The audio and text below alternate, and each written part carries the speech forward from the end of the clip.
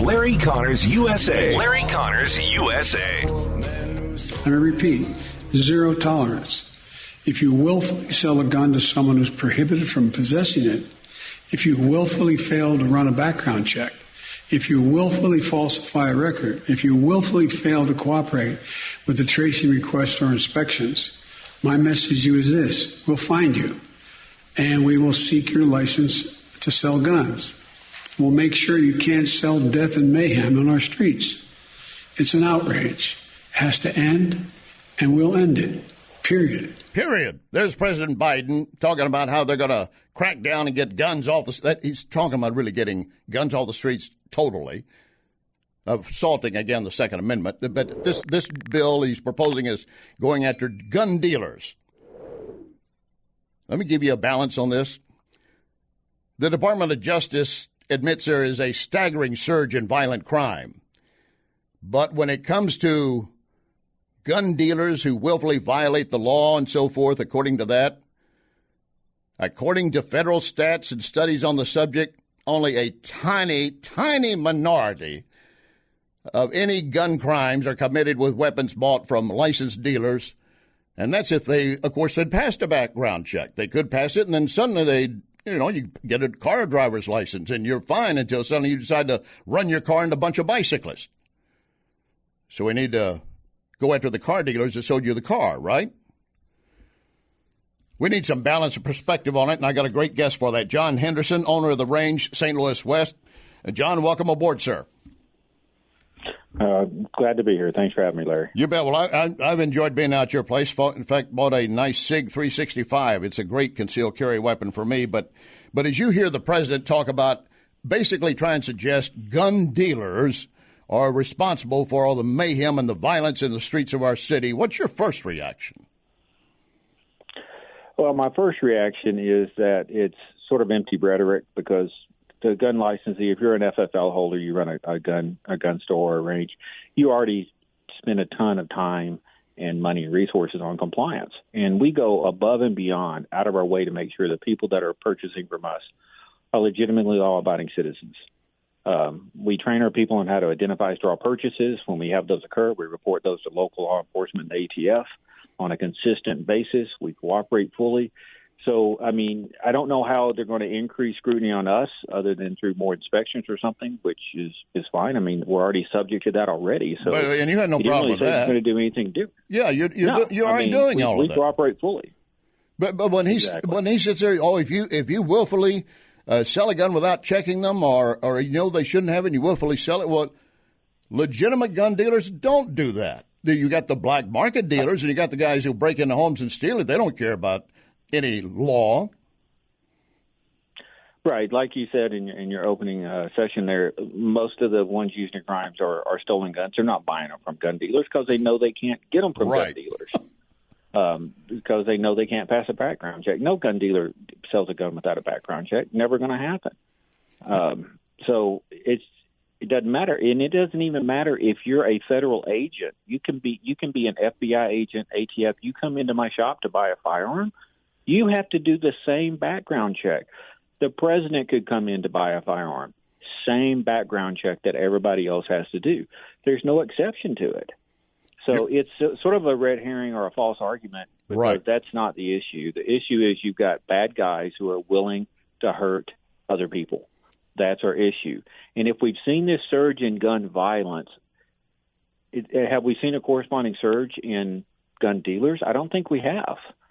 So we have to look at what's causing the surge, and it couldn't possibly be our attack on police and defunding the police. No, that couldn't be it. And things of that nature. That couldn't possibly be the cause of it. You need to get your tongue out of your cheek before you choke yourself to it. You're listening to John Henderson, owner of the Range, St. Louis West. To that very point, John, you are seeing, and I remember during the Obama years, a lot of gun dealers were saying Obama's our best gun salesman. I mean, he just continues to help sell more guns. And all this violence and the defunding of police has also brought an uptick in gun sales, hasn't it? Oh, absolutely. Last year saw the largest increase ever in our industry, and it was driven by the violence, the defund the police, and the whole COVID lockdowns that occurred. It's sort of a hat trick, a trifecta of three things that drove it. And you got to understand, about 40-ish% of new gun buyers last year were first-time gun buyers. And a huge portion of that were minorities and women who were buying firearms to protect themselves. I'm glad you brought that point up, because a lot of people are saying it's really diversified our industry. Right, yeah, and I'm glad you brought those points up, because a lot of folks say, "Oh, it's a lot of white people buying guns." They're going to no, it's a lot of minorities, because if you're taking police out of their neighborhood, they got to know I am my last line of defense for my family. Police may not be here. Well, it's both your right as an American citizen and your responsibility to be able to protect yourself and your family. And if you choose to use a firearm to do that, that's your right. You can choose not to use a firearm to do it. But it is your responsibility. We focus on rights a lot in this country, and we should, because we are blessed to live in a nation where our rights are protected under a Constitution and a Bill of Rights. But there's also responsibilities that come with that. And it's my job to protect myself, my family, those around me, if some bad guy is coming to inflict harm upon them. You know, with the president targeting gun dealers, and as you said, the criminal element, and those who are going to purposely use a gun for a crime, they're not going to go through a dealer, generally speaking. There are cases where they have, and there have been cases where it's been properly checked, and then something happens either in their employment or a domestic issue, and suddenly they go crazy. But as I was saying in the opening, too, that just because somebody takes a car and runs into a group of bicyclists, you can't start saying, car dealers, you got to make sure that whoever buys this car plans not to do it and use it in any way for harming anyone else. Well, it's only with firearms that we want to apply that standard. Right. So depending upon the estimates, there's between 350 and 440 million privately owned firearms in our country. So that means we literally have more guns than people.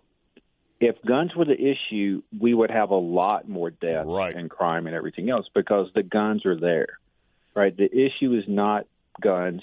A bad guy may use that as a tool, just like a good guy like myself may use it as a tool, but that guy may use it. That doesn't make that object inherently good, bad, or ugly. It's just a tool. It's a human being that is making that choice to inflict harm upon someone else. And then, of course, you also have the argument, well, if you have one gun, you don't need to have any more. You can't buy there's only so many guns you can buy. Where the hell does that come, and what does that accomplish? Well, does that mean if I have one opinion and I speak that under my rights for free speech, I don't get to speak another opinion? Yeah, that's pretty it. That's pretty much it, John. You nailed it. Well, the Second Amendment is very clear. It's been ruled by courts, and if you look at everything surrounding the formation of the Bill of Rights, the Second Amendment was meant to protect the individual right to keep and bear arms, period. And their arms were whatever was common available at the times. In the speech, he said that you couldn't go buy, when the Second Amendment was put into place, you couldn't go buy a cannon. That's absolutely incorrect. You could go buy anything. We didn't have any regulation on what you could or couldn't buy till we had the NFA Act in the 30s. So as for the federal law that governed that. Now, and then the Gun Control Act in 1968 provided further regulation. Right. And some of the regulation I have to agree with.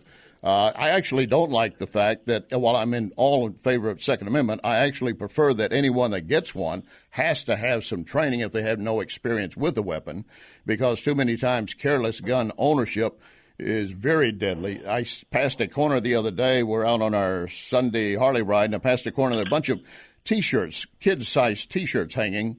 I might have been on the site of a congregation or a temple, something like that, pointing out how many kids have died in Missouri of gun violence.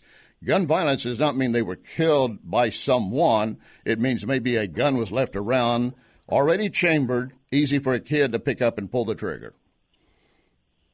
Well, if you own a gun, again, it's your responsibility that you store that gun and handle that gun properly. And you follow all the rules associated with it. And if it's not on your person, then it should be locked up so it's only accessible to authorized personnel, period. That's your responsibility, okay? So, again, with rights come responsibilities. And there are some states that have passed laws saying that you can be actually criminally prosecuted if you don't store your firearm properly.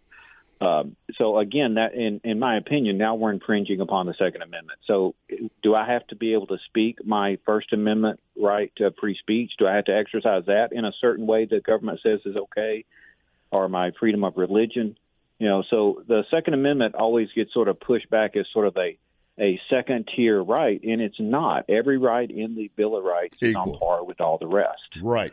So as soon as we let the government start deciding, well, you can have it, but you have it this way, well, what's that do to freedom of speech? And we already see that with cancel culture and everything else, with people having their lives ruined because they voice an opinion through free speech that other people don't agree with.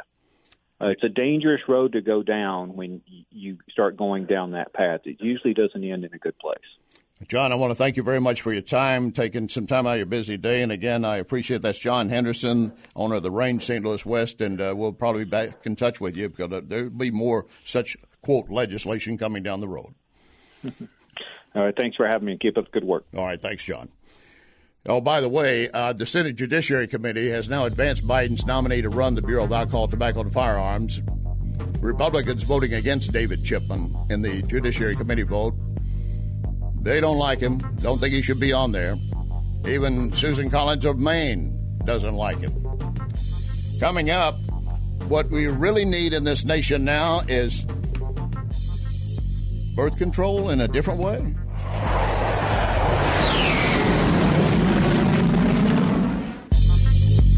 You can connect with Larry on Twitter @LarryConnorsUSA.